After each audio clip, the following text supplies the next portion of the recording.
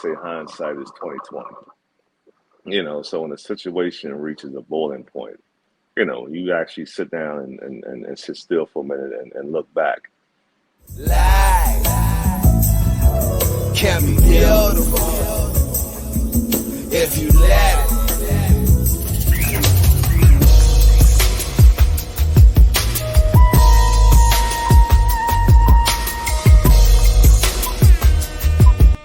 In the bowl. Yo, what do you know? Welcome to In the Bowl Podcast. Shout out to Hustle 5 Ways for hosting. I'm your host, Naz. You got Tallman live from Dubai. In the Bowl Podcast is sponsored by your nation's own #1 hookah mobile provider, where they not only do private events, but they also do wholesale, retail, and take that event to that very next level. Take that experience, give you etiquette. It's going to teach you all the ins and outs of how to enjoy that experience. What's going on? What is going on, man? I see you got your elbows out, man. What in the DMV must be nice. Yeah, man, ain't bad. I had to do me an elbow check, You know what they used to do back in the day, put a little bit of spit on it, make sure you were straight, you good. Give me a quick elbow shine check. them up. Got you real Exactly. quick, I can't be looking like I got the deaconess gloves on, you know what I'm saying? The usher gloves on. You know what I'm saying? So, No, man, gonna be having that. Know it. Yeah, man. So Ramadan is over. Now life is back to normal out here in the sandbox. The government out here was gracious enough to give us a week off after Ramadan. So your boy is fully recharged, feeling good, feeling great. There you go. Only downside is now I can't sleep late. I think the latest I can sleep now is like 7:15, man. I'm waking up just like, wow, I'm supposed to be on vacation and I'm still up early, but no complaints, man. All is well. There you go. It's like it's conditioning of the body, That's why I like stints like that, right? It's I believe in that, whether it's Ramadan, whether it's Lent, whatever that may be, whatever that is to encourage, some self-discipline and get back to the root of life, just to, embracing family, embracing loved ones, embracing yourself, I appreciate events like that, it's you do a lot of time of, again, like we always talk about, reflecting, Exactly. So that's what's up. The dedication right there. Yes, indeed, man. So what's been going on, man? How's your week been going so far? Hasn't been bad. Matter of fact, before we even get to that, we gotta do our cheers, Sir. to another one, another day one. on this earth. Here we go. Oh, man. Nah, man, just chilling, hanging out with the in-laws, hanging out with the family. We last week, or just recently, we went to I went to this TD Jakes event, right? Interesting. Okay. And it was deep, right? It was like we had a conversation, me and my buddies, we had a conversation after that. And someone put in really good perspective. A lot of people, and I can't say a lot of people, but there are people who go to, whatever they, what they believe in for that spiritual connection, right? And, a lot of people think that could be the premise of it. And again, this could be my opinion. I think for me, growing up in the church, in the Baptist side of church, right? And in that community, it's like, my mom and my folks, they were deaconesses, I was in the choir, I was in church, but not to be a PK, for those who don't know what that is, a preacher's kid. I was in church 5-6 days a week, you know what I'm saying? And, you're always taught, like, are you going there and get that spiritual connection? And I think, over years and it made me really reflect after this conversation with the fellas, that you can go into church and get so many different things out of it. And I mean just so much church, right? It's TJ, he said something deep. He was like, a lot of people look at the Bible or look at that book for different stories, Mm-hmm. right? When in actuality, it's a strategy guide, No right? way. And so when he said that, it made me think of like, yeah, you can paint a picture of that story, but it's also figuring out how to maneuver through certain scenarios. And then it made me really think about how a lot of the stories, yeah, they can relate to you in some fashion and maybe not an exact stem. Like when you're talking about sacrificing of, your child and stuff like that. But just remembering like, with everything you got, could be taken away from you and, working on faith and stuff like that. Not trying to get deep into religion, but, it was deep because TD Jakes, I feel like his message, obviously he spoke out of the Bible but the message behind what he said was deeper as into like, you kind of even ended it off, you know what I'm saying? Figuring out how to use other people's money, being strategic on what you do and, looking at, figuring out how it's going to work. And you can tie Okay. it back and other things. So it was deep, man. It was a deep conversation. It was cool, man. It was definitely a different experience. I never really been No. one to be like, all right, a mega church or a celebrity kind of church thing. That really ain't my thing. You know what I'm saying? But it was deep for just going in what I got out of it. Wasn't even so much from the, tying back straight to the book. It was more like, all right, how does this really impact my life and where do I see where I maneuver in that one? So it was deep, man. It was definitely deep. It was definitely deep. That's what's up, man. But we're not gonna gloss over the fact that you used to be in the choir.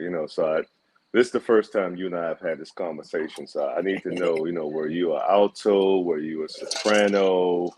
What was your role in the choir, man? I was more I wasn't the alto. I was not a tenor. Um yeah, I think it was alto. Which one's the middle? I forget. I was the middle. You know what I mean? We in kids choir, you know what I'm saying? You try to figure out where your voice is at still, you know what I'm saying? You going with melodies and depending on what that pitch is, you trying to just figure that shit. You figuring that out. But I've always actually the crazy thing when it comes to music, I think I've always been good at kind of hearing the pitch and staying with that pitch. I mean, I feel like I'm on pitch, you know what I'm saying? Some people may say I'm tone deaf, but you know what I'm saying? I used to, a funny disclaimer as a child, I try to get into drums, but for some strange reason, my folks thought I was going to be too loud on the drums in the house. So as a disclaimer, I played the clarinet. Yes, I played the clarinet, right? Wow. And I'm not gonna lie, man. Like, I mean, I've always done decent in school and played, in different little groups, whether it was at church, and I was always asked to do it only because, again, I could hide the pitch. There's like this one key on the back of the clarinet, and depending on how you blow it, you know what I'm saying? Like, you can match. At least maybe I felt I could. You can match different pitches. So, I mean, maybe that's also why I'm not really in the music industry now. But hey, it is what it is, right? But I Yeah, mean, I, yeah. I always felt accomplished after each event. You know what I'm saying? After each show, I felt like I just, you know what I'm saying? There's some Kenny G shit out here. I felt like I was decent. You know? Oh man, did you have that little black case, with your clarinet that you would carry to school? So now you're trying to get too deep into it, man. Yes. Man, Yeah. I'm just trying to just make sure that I fully grasp this entire situation, man. This is all new to me. I'm just taking it in, man. I'm trying to find out more about you as a person, Yeah, I was that kid with the little black case. And I used to be so blown. I used to be like, damn, why am I playing clarinet? I don't want to play clarinet. You know what I'm saying? But, it's to each its own. And in the horn family, you know, I mean, I'm like, shit, I could at least play saxophone, man, or the tuba or something, man. I got the clarinet. You know what I'm saying? Nah, But I made it work. You know, that was my calling at the time. That my folks decided for me. And let me tell you the wild thing about it. And then when I come into my older years, then they buy me a drum set. And nah, that's funny. I'm sitting there like, hold on, why are you buying me a drum set? I'm in my 20s. You buying me a drum set now? Like, I'm about to sit here and learn this over. Now, could I? Probably could have, you know. But I was Okay. fortunate. I was fortunate enough to bless my nephew with it, and he made very good use of it. So, you know, he did his thing once. So it's one of those things. I guess you can call it. I paid it forward. So, you See, know. that worked out, man. And I'm not gonna throw you, too far in the deep end, because I think as a kid, I think all little boys wanted a drum set, but I had a saxophone, so the saxophone was it was pretty cool, got me by, I mean, saxophone was cool. That was. yeah, I mean, that's what you want. I mean, again, I guess it's learning that, right, and what you influenced by. So it's that's kind of what I've seen. I didn't really see a lot of folks playing that, but hats off to anyone who just knows how to read music. I mean, that's a talent in itself. oh, it And definitely is. we talk about all the time in an immature mindset, not knowing what tomorrow can actually be. You kind of think back about it. You know what I'm saying? Think back on it but I would have, really stuck in the clarinet, learn how to really read music, and gateway and getting to really into the piano scenario and all that other stuff. You don't know, Nah, you but don't, you don't. I just looked at it as like I'm playing clarinet and that's where I'm at. All You right, so know, so last question before we move on. So in your clarinet days, did you ever qualify to get drafted into band camp? And if you did, how was band camp? How was the band camp experience? see, now you make me think about it. Maybe I wasn't that good because I never got drafted in the band camp. You know what I'm saying? I played in bands. They were never like, hey, come on, man, we want to sign you up and play in this. No, I never got into that, but and then it makes you think. Then you go to a HBCU and you be like, "Damn, man, the bands be going in." Yeah, And this is true.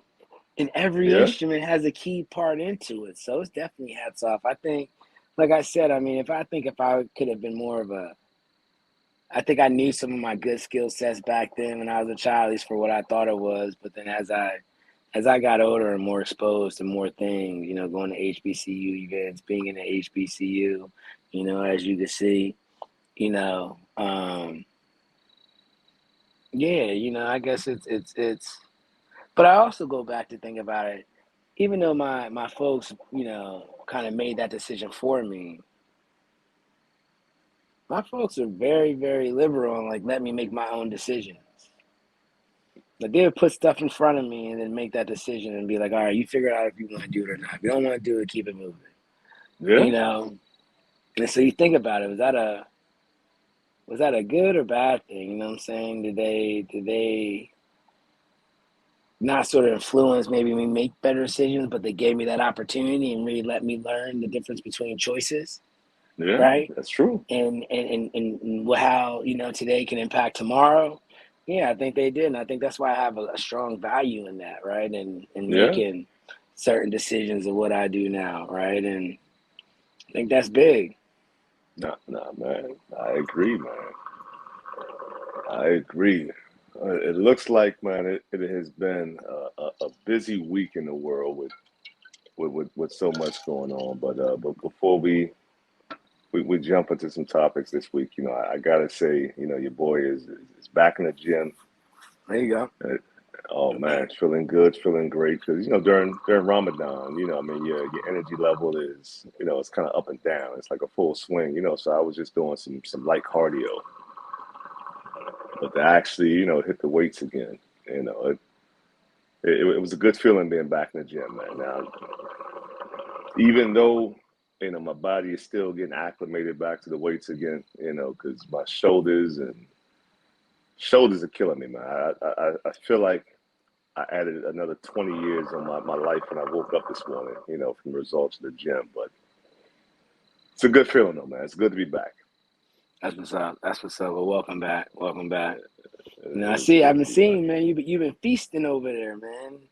Y'all had some wild cuisine, some meals. Y'all got smorgasbord of things. Yeah, man.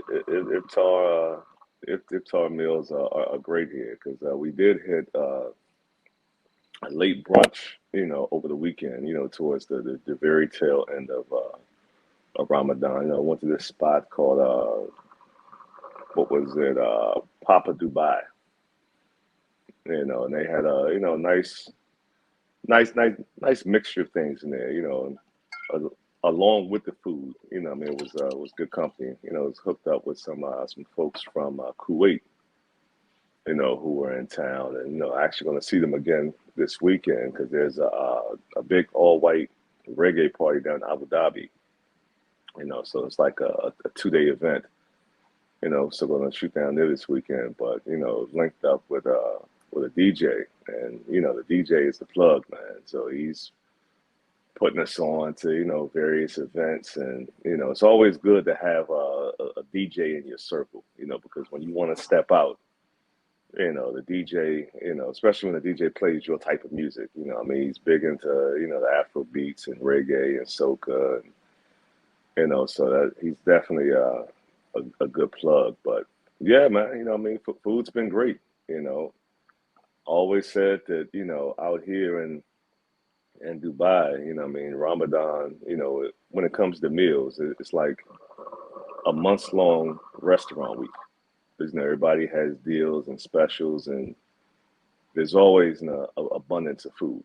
So that's the good thing, and it's good food. So I'm definitely Mm. not going to complain about that. And I think uh, Dubai, what is it? Dubai restaurant something. It's not restaurant week, but something just kicked off on May 2nd through the 15th. With the restaurant. So definitely going to continue that trend. But I'm not going to lie, man. One of the things that I missed the most during Ramadan was having a cheeseburger. It's this chicken spot out here called Chicken Maestro. Every morning they get, fresh chickens delivered, so the chicken is like top notch.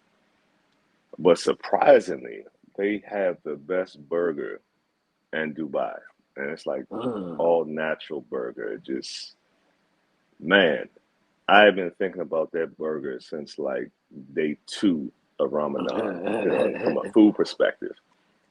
Because at work, we would hit that spot at least once a week, for lunch.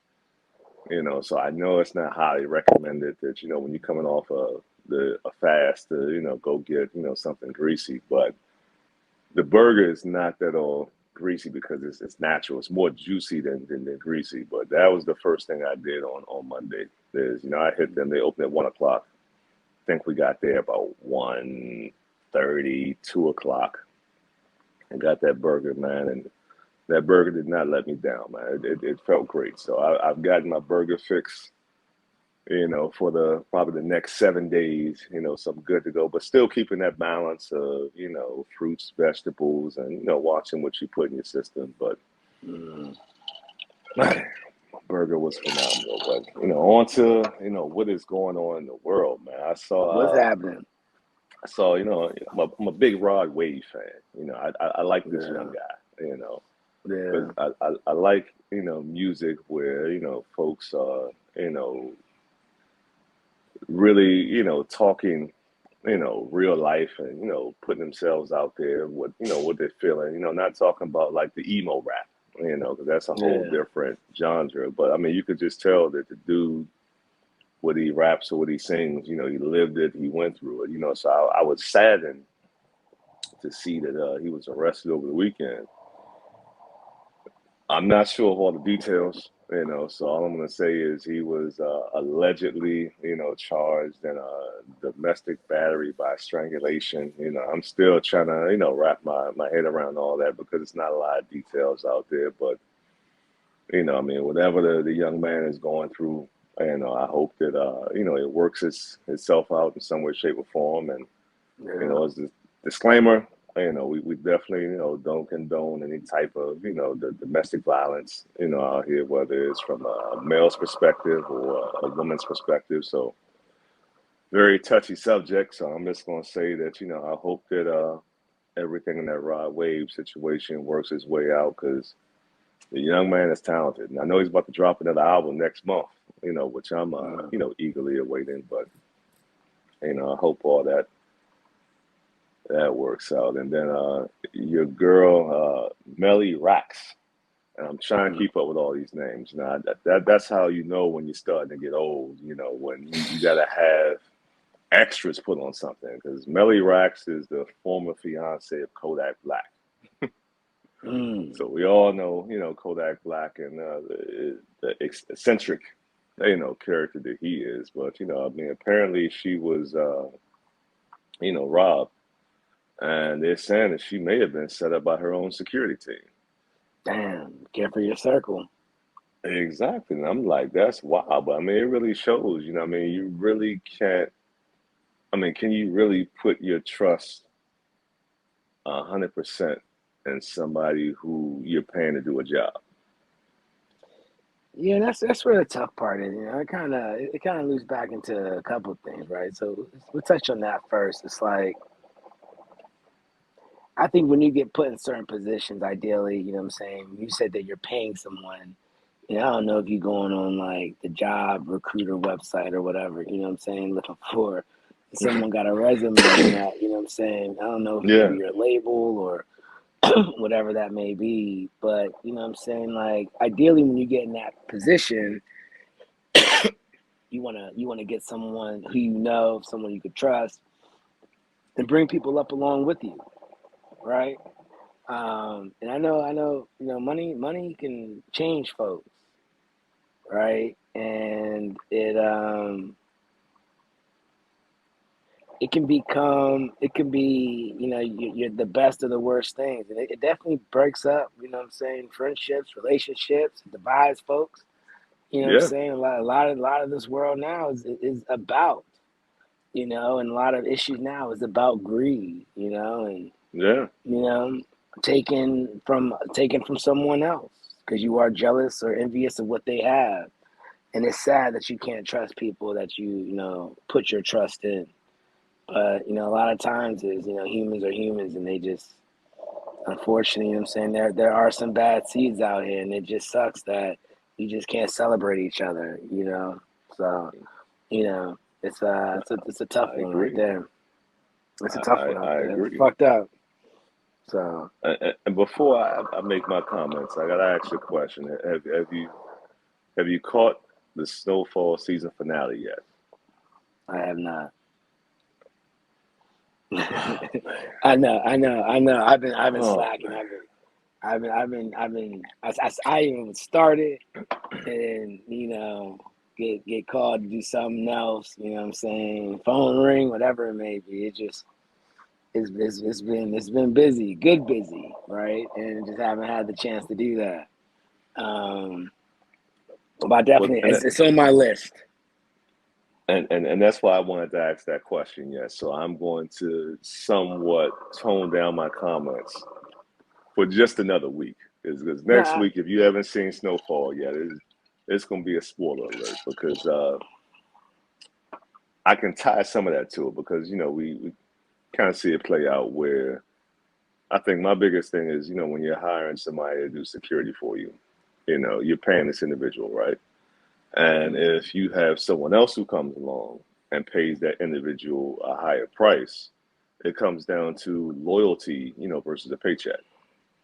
Because it's the, now, this individual can be open up to, going to the highest bidder, like the two shooters that they have, the two women in Snowfall. mhm.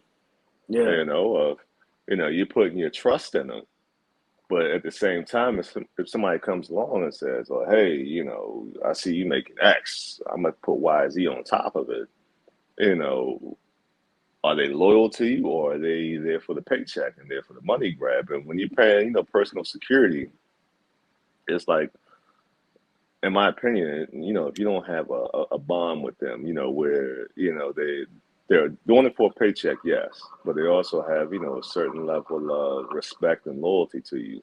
It's like, how do you know this person's not going to set you up for something? Because this person knows your entire schedule. They know Yeah. when you're moving, how you're moving, and they can put you in a position to, you know, when you're at your most vulnerable, and you know, you're getting exposed, and you know, you're getting robbed. So I mean, it's a very touch and go type of situation, you know. Yeah, but we can even touch on that, right? I think I'm versed enough just even in that scenario, right? And come to find out, even from what you're saying, I don't know if I have seen that. I think I'm on like the episode right before that, right? So you know, there's a couple of issues. So one with the two females on there. I mean, that relationship was a bad relationship in the beginning, right? The reason why they hired them, they were trying to get them in the beginning anyway. So Yeah, for you to think that the money that you're giving them is going to keep them loyal, when in actuality they were trying to kill them at first in the first place. So if you haven't seen Snowfall, then that's a spoiler alert. But you know what I'm saying? Like at some point, those two were not on that team. You know, Franklin had to hire them because they had the ins and outs of the streets and what their career was, and you know what I'm saying. That's how they kind of kept them alive. But yeah, that relationship was tainted from the start. it was. So you know what I'm saying. You know how easy it would be to, especially someone who you already know is, you know, iffy about you and literally just on your payroll, and there is no connection right there. Then I mean, what do you expect? It's only a matter of time. Then they try to do something to you. You know what I'm saying? So it's like in Exactly. actuality, well, I felt like what he tried to do was keep his enemies close. And at the end of the day, you know, the word is still they're still your enemy. They literally Yeah, stand by you because of funds. So if someone comes with the hired funds, I mean, I don't know what you expect. It's inevitable. So you know what I'm saying? It's like that. But then there's Driver though. You know what I'm saying? That's probably my biggest thing, right? Is Driver. What's his name? Pinky or something like that? oh, Peaches, and that's a whole nother thing, Peaches. man. A You know? grown man named Peaches. Yeah, that's the whole thing. You know what I'm saying? That's another conversation. Like you know what I'm saying? This is my own personal opinion. You know what I'm saying? Unless you're an athlete and you're taking an ice bath, you know what I'm saying? Peaches falls in the taking bubble bath type of situation, type of thing. That's a whole nother Yeah, comment. yeah, bath bombs Uh, and more. bath bombs, right? I will judge you if you know we'll get to that later. Um but yeah, you know what I'm saying? Peaches, you know what I'm saying? That was his uncle's boy. That was his man, right? Yeah, And just from the recent episode I've seen actually is like it sucks that you bring someone to the table and you don't know where that loyalty lies after a while because again, money will change folks. You know, so I mean, and it could be for the better for you. It could be just getting people out of your circle that aren't elevating with you. It could be, I mean, there's a whole slew of things of what could be the rhyme and reason behind it. But yeah, nah, man, definitely. that thing got a couple twists and turns. Yeah, yeah, because you know, I mean, once Snowfall ended, you know, I wasn't done getting my Snowfall fix because you know I realized that you know the writing you know and Snowfall how they just incorporated you know so much in there because when you look at his aunt and uncle in Snowfall, you know, it is rumored to be based off of a young lady who was out of Los Angeles, and I want to say her name was Jamira. I know it started with a J, so don't quote me. But there's a Netflix documentary on drug lords. I think her name was like Jamaica Thompson or something like that. You know, and I went back and I watched that again, and when you saw like how she moved, and you know, she was dating a dude who was a little older than her, you know, who you know sold weed, and we looked at his uncle. You know, his uncle started off, you know, selling weed. Yeah, You know, so just following her story and seeing how they even incorporated, you know, pieces of that into it it's like that was wild. And then the book that my man Leon had gave Franklin, I mean, that book was a very, powerful book because that's the book that was read by Bobby Seale and Huey P. Newton, who started the Black Panthers. Yeah. So you incorporate that aspect of it. So it was very wild to see just how they incorporated, so many pieces. I went back and I read the book that Freeway Ricky Ross, helped put together.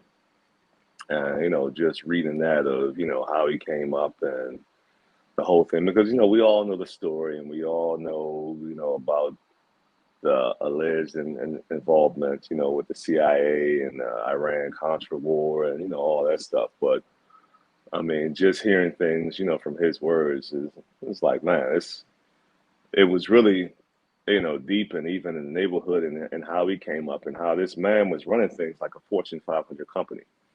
Yeah. So you see a lot of that and, in Franklin with his mother, with them trying to buy real estate and do things, to get out. And, kind of saw it as a means to an end because everyone always says, when you get involved in something, you got to have an exit strategy. And the man was trying to put together his exit strategy and things just didn't, go according to plan. But, Yeah. it's bittersweet, because next year, we get, season 6, the 6. finale of Snowfall, man. Yeah. Yeah, I'm looking forward to it, but I gotta obviously finish the season finale, so I'll get to that. We got a pretty verse conversation in that. Let's Yeah, because go.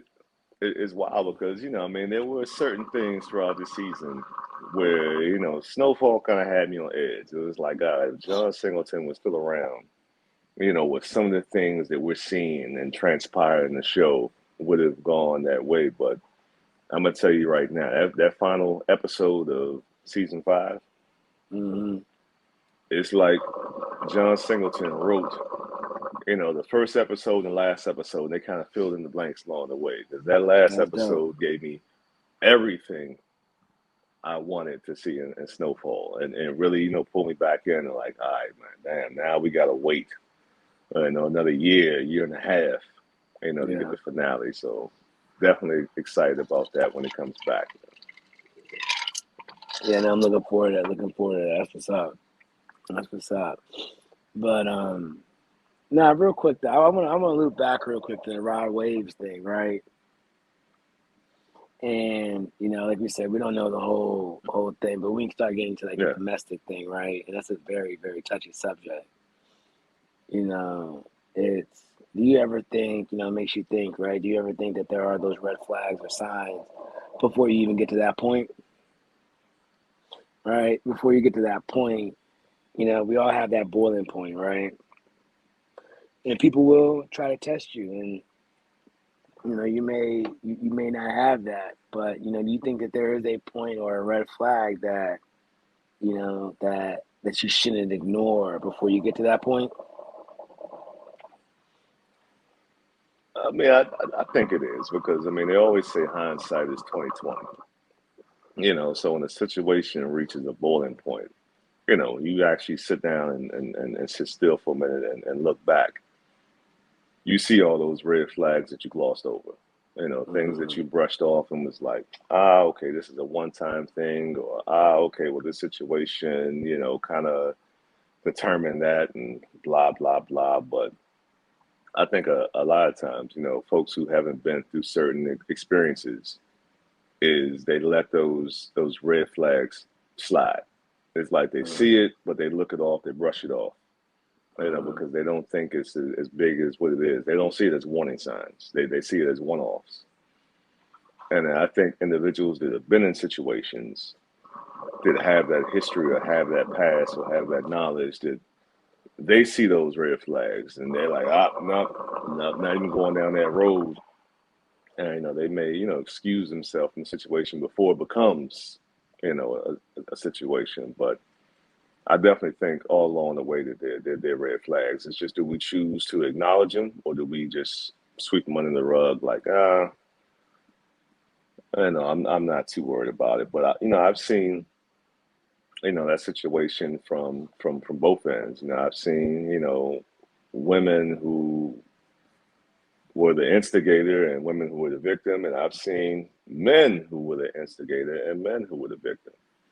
Yeah, yeah. So Very true, very true. Like you say, you nothing about condoning or none of that. Like you said, it's one of those things to where hopefully before anyone gets into that situation, because there's never an okay situation to do that. You know what I'm saying? nah, That you're able to get yourself out of that situation. You know, um, like they say, a lot of it's like a passion crime, right? And it's letting that passion, or we talked about it before, emotions and stuff like that, getting that foggy. So when people ask you that scenario, like, hey, if you walked in on such and such happening, how would you react? hmm And depending on that state and where you at, your reaction could be different. But everyone's gonna be like, oh, I'd be like, whatever, keep it moving and just walk out and grab my shit and you out. But you yeah, don't know what you're gonna do in that heat of that moment, and it's one of those things to where before that happens, hopefully you do have that clear mind and able to sit there and excuse yourself from that situation before you do make it worse. And it may be a big pill to swallow and yeah, a pride thing, but if you could find that deep inside, that's one of those things to where it's I just hope you can dig deep, deep, deep, deep inside and show some restraint and self control, and realize you yeah, never have to resort to that level, to violence, and get to that point. So just want to touch base on that real quick because it makes me always think like, what do people do in certain situations? You know what I mean? We've all been in testy situations, right? And yeah, we've all been in situations where you be like, I wish a motherfucker would type of thing, right? yeah, And depending on where you at, sometimes you walk away, sometimes you gotta engage, and you kind of think about that. It even goes into I was just thinking about, recently, like they resurfaced the video of the baby, right?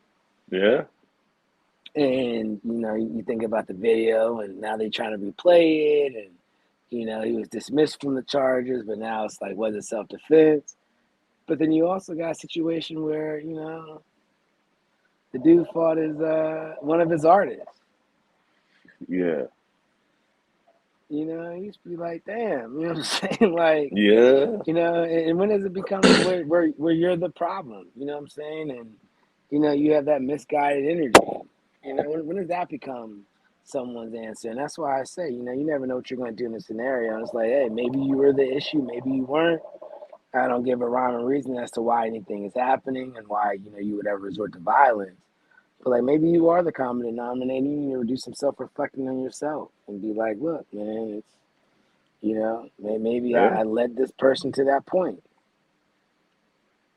You No, know, man, I agree with you, and that's why I secretly hate those questions of if you were put in a situation, what would you do? Because I think when people are asked those questions, they try to give a textbook response, yeah, and in that moment, if you're feeling a certain way, those emotions are running high, and that's why they call it crimes of passion, things of that nature, mm, because if you don't have those feelings inside of you, and if you have not felt those feelings, then you cannot, in my opinion, 100% articulate exactly what you would do. facts. You can speculate what you would do, but how it's going to play out. You can't say. I'm not going to say 100% certainty. Well, I'm going to say, you can have a pretty good inkling or an idea of what you may do, but Yeah, I don't know. I mean, that's crazy. But I mean, you're right because I mean, when the baby, looking at his situation, and I truly think that when he went off on his artist, had his security not been present, I think he may have gotten slumped because even though it was quick, his artist, and I forget the young man's name, but now I'm just gonna keep referring to him as the artist. But I mean, he got one in there, and if he would have landed another two, three, four, five, I know Yeah, facts, the facts. baby could be a meme because it wasn't looking good. You know. Facts. He got put back a couple times. You know what I'm saying? And Yeah. it become an unfair situation. But again, it's just one of those things where you gotta, you know. I know the baby always like he's known for just welcoming, an issue and facing it up front, and you can't be mad about that. He's not shy of addressing issues, but you know. His number almost got called that day, though. You know what I'm saying? Yeah. Because Yeah. the dude's not that small, man. The dude gave him, Nah. dude got some weight. You know what I'm saying? Folks thought he was a guard, a bodyguard. You know what I'm saying? So he almost got his number called that day. You know? Yeah. Yeah. Because he was ready for it, and I'm like, yeah, man. If it wasn't for, we were talking about security earlier, but I mean, if it wasn't for, security, jumping in there, it would have got interesting. Yeah, we don't know what kind of story we would have been talking about if the guards weren't there. It was just a one-on-one. You know what I'm saying? Keep the fair one. So you just don't know. And talking about, security, stepping up. Dave Chapelle performing this week. Out at the Yeah, Hollywood Bowl. Man is on stage, doing his thing. When somebody jumps up out the crowd and rushes the stage and attacks him. So yeah, I'm like, that, that's wild because I mean I know a lot of comedians always joke around and saying, hey, we are what we are in society, because folks don't get punched in the face anymore and things of that nature. But I'm not sure what was said beforehand or what led to that. Because right now all we know is that there was inebriated gentleman in the crowd, and he ran up on stage and attacked Dave Chappelle and Dave's security. They did what security does best. They defended who they're there to protect, and the young yeah. man paid. I'm not gonna say the ultimate price, but he paid. He paid For severely. yeah. 'Cause I saw a clip of the guy getting put in the ambulance, and I'm still trying to figure out what was up with my man's arm because it Dude, looked I like saw his. his arm. His joint was all like, you know what I'm saying? Yeah, It was like that. I was like, damn, they didn't put his arm in front of him. I was like, his elbows in the front now. They fucked him up. And honestly, yeah, I'm not mad at that. I think that again, we don't condone violence. However, you know what I'm saying, you make your bed, you lay in it. You try to go bird, my man. And yeah, unfortunately, he got welcomed with the welcoming party. And again, you make these decisions, you just never know, right? And whether you had some Superman juice in you or not, it don't matter. It's that liquid courage. yeah, man, that liquid courage, man, can do some harm to you. So I don't know about that one, but I even after I read up on it some more, it's how do I say it? I appreciated that he was charged, right? He was charged for it was like assault with a weapon, right? With a deadly Yeah, weapon, and yeah, you know what I'm saying. He tried to do all that extra shit, and unfortunately, he got welcomed with the right party. yeah. He's definitely gonna feel that for a couple days, man. There's nothing worse than you trying to start some, and all of a sudden, you know what I'm saying. Now this man's arrested, got a felony charge, and laid up in the hospital. You know what I'm saying? Yeah, Like, yeah, no bueno, no bueno. So he kind of got what he deserved. indeed. Probably not the best thing to say, but you know what I'm saying. You don't condone violence, but he got what he got. Yeah, man. I mean, every action leads to a reaction, So his actions led to the reaction of Dave Chappelle's security, and now he has to deal with the legal and the physical consequences of his action. Yeah, he got his ass stomped. That's what happens. Yeah, And it's funny because I've seen enough people put out the club and how they get carried and the way my man's arm was bent was because I know enough bouncers and folks who work security and I know secretly and I know I may get a couple phone calls or text messages for what I'm about to say, but I know. I think secretly they just be waiting for folks to, act stupid to, apply some pressure. Yeah. And his security, I think that, that energy had been pent up for a while, and they finally got a chance to let loose and send a warning shot to anybody else who may be thinking about, doing something stupid to say, hey, look, man, it's not going to end well for you. Yeah, choose wisely. Choose wisely. And that's where it is. That's where it is. But yeah, I do agree. I feel that bouncers, security guards, everyone likes to exercise their talents, right? Everyone likes to, and that's really what they're employed for. They're employed just to Yeah. make sure that, either A, yes, maybe diffuse it in the perfect world, you know what I'm saying? But, you know, their job is crowd control. You got a Yeah. client and you got to protect them from the atmosphere and from the world. That's what you got to do. That's your job. Exactly. Exactly. So I ain't mad at it. Nah, this is wild, man. Hey, but before we get out of here, man, so what you got going on for the rest of the week, man? What is happening? What's not happening out here, man? Like I said, sun's out, guns out. You know what I'm saying? Talking about the guns. Um, no, but yeah, sun's out. Weather's breaking. So just out here, just out here trying to make some moves.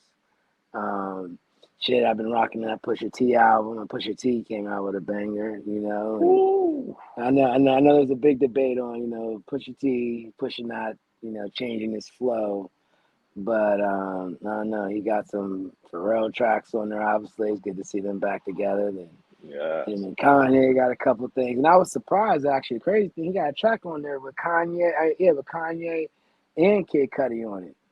Yeah. It's actually a decent track, you know what I'm saying? So, he got some good bangers on there. So I'm just been rocking out with that, and sunroof open, windows down, and just out here just making the moves. What you got? Man, I agree, man. Pusha, he has stayed, true to form, because like when you look at, other artists like, Jay-Z, and they talk about like the evolution of Jay-Z and know what Jay-Z's Mm-hmm. rapping about, but Pusha has stayed, right there, in the trenches. And even though, we know the topics, he's going to hit on, just hearing the wordplay and how he puts it out there, it's like, hey, I ride with him, Yeah, every day, yeah, so that is a phenomenal album. And he even had his brother on there, Malice, because when yeah, Malice, left, rap to do his own thing, I respect that.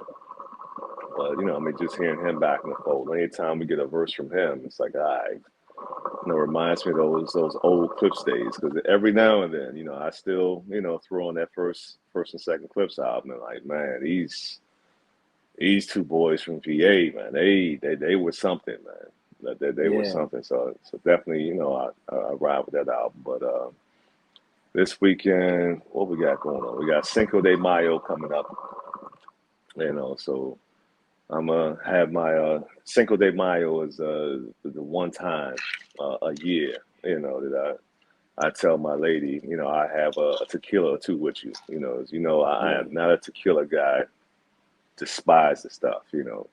Mm. Spring break in Cancun just ruined tequila for me, man. Drinking, real tequila and eating Yeah. McDonald's just doesn't end well.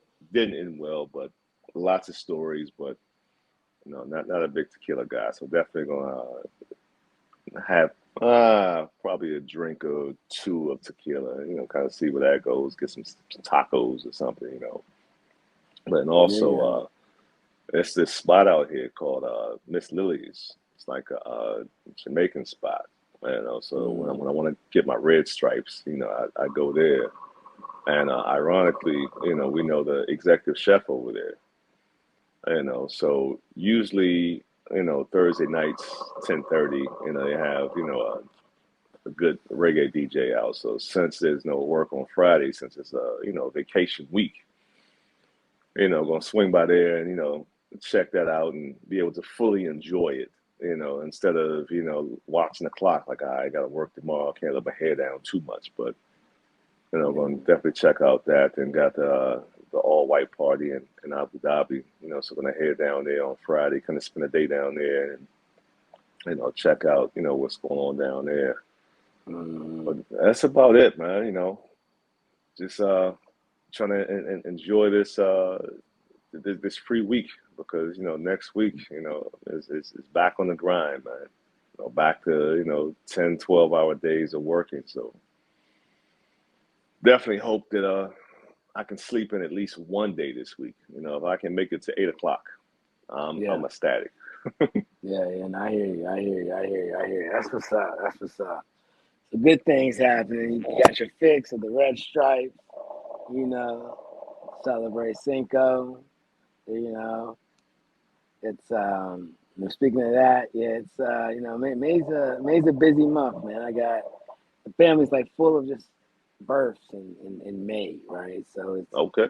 definitely want to shout out to my big brother Ed and his birthday coming up on Cinco. So Yeah, Cinco de you know, Mayo.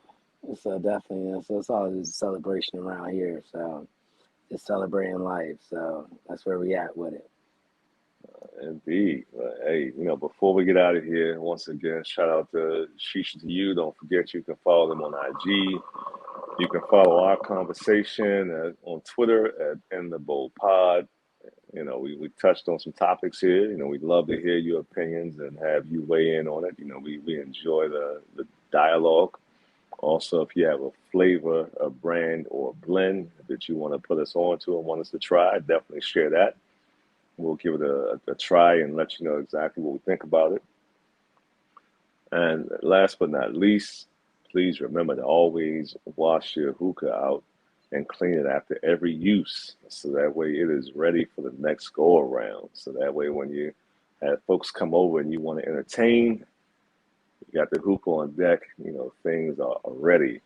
So don't forget about that. So until next week, we appreciate y'all for rocking with us. And as always, click like and subscribe.